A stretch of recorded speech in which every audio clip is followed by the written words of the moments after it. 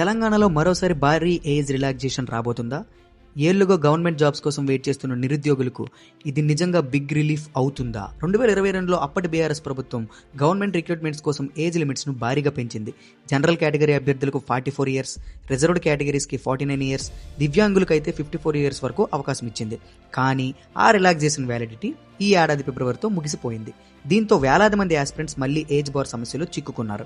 ఇప్పుడు తాజాగా వస్తున్న సమాచారం ప్రకారం ప్రభుత్వం మరోసారి ఏజ్ రిలాక్సేషన్ ఎక్స్టెన్షన్ పై సీరియస్ గా కసరత్తు చేస్తున్నట్లు తెలుస్తుంది.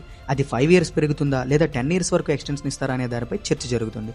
ఎందుకంటే కొన్ని సంవత్సరాలుగా రిక్రూట్మెంట్స్ ఆలస్యం కావడం, కాంపిటేటివ్ ఎగ్జామ్స్ పోస్ట్ పోన్ అవడం వల్ల చాలా మంది ఆస్పిరెంట్స్ తమ వాల్యుబుల్ ఏజ్ ని కోల్పోయారు.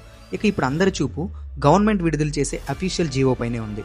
ఇలాంటి job updates, UPSC level analysis కోసం ఇప్పుడే LTX IAS క్లాసెస్ని ఫాలో అవ్వండి.